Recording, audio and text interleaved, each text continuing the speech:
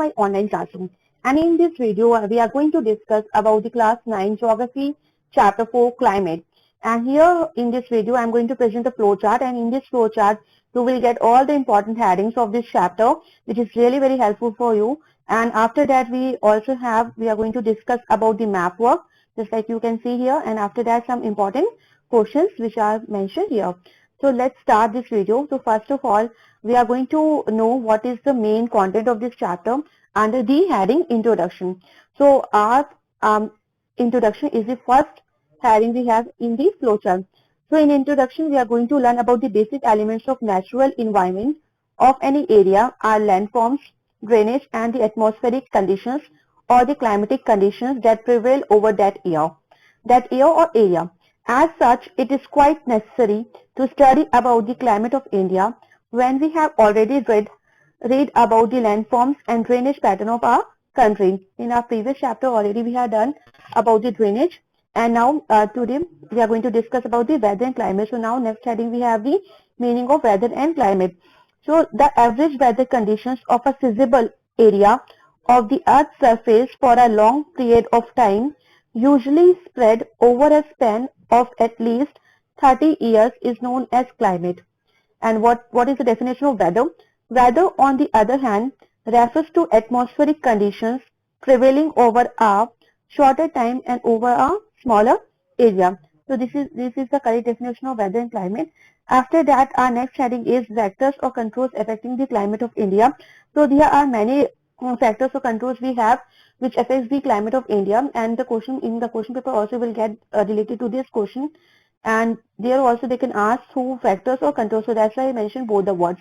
Under this we have some types. So here western disturbances, second we have pressure, third we have winds, fourth we have latitude or the distance from the equator, and fifth next we have physiographic, and next we have distance from the sun, and last we have altitude or relief features. Okay, so all these things, all these types, all these things, they are the main factors or controls affecting the climate of India. So next we are going to discuss about the monsoons. So what is the correct definition of the monsoon? Actually, the word monsoon comes from the Arabic word mosam, which means season. Alright. So in exam also for 1 mark this question is coming, just like the definition of monsoon, or what do you mean by monsoon. So here also under the monsoons we have the first heading, it is definition of monsoon. So of course you have to write here the word monsoon comes from the Arabic word mosam, which means season. And you can also write like this: monsoon is thus the rain bearing winds which reverse their direction with the change of mosam or season and blow throughout the Indian subcontinent, especially during the summer season. After that we have next heading, chief characteristics and effects of the monsoons or monsoon rainfall.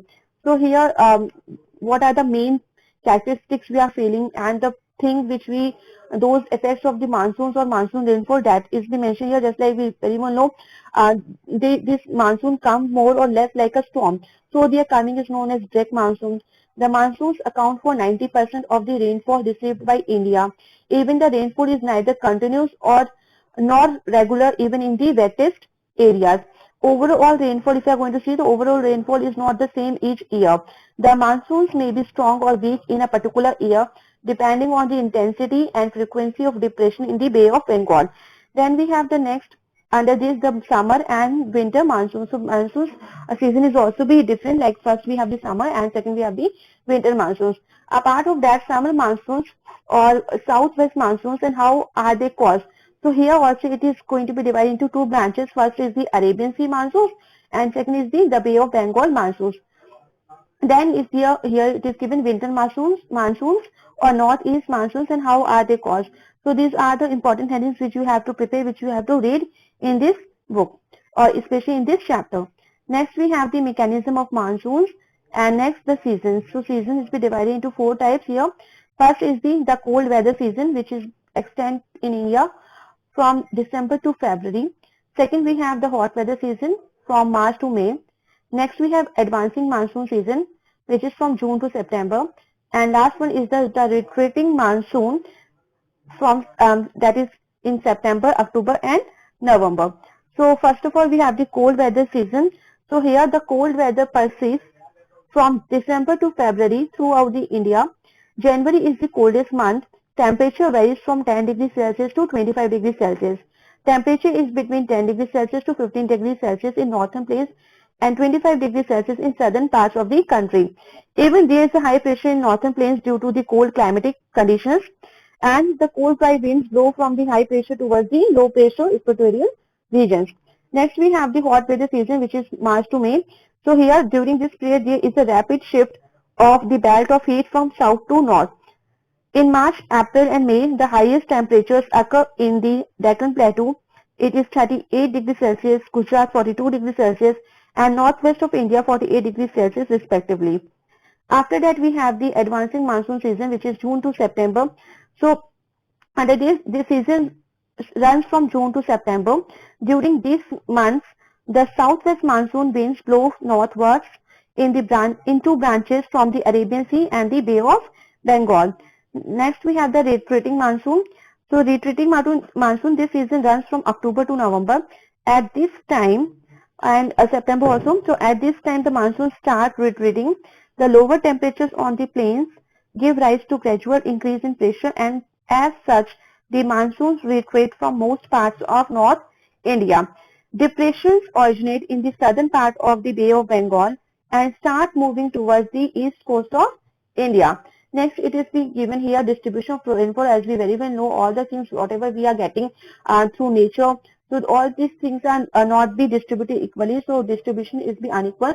Some areas receive more rainfall, heavy rainfall. Some areas receive moderate rainfall. So according to the distribution of rainfall, on the basis of area, according to area-wise distribution, we have some types. So it is going to be divided sometimes some types, because in question paper you will get math work from this question. So that's why first of all it is mentioned here areas of heavy rainfall.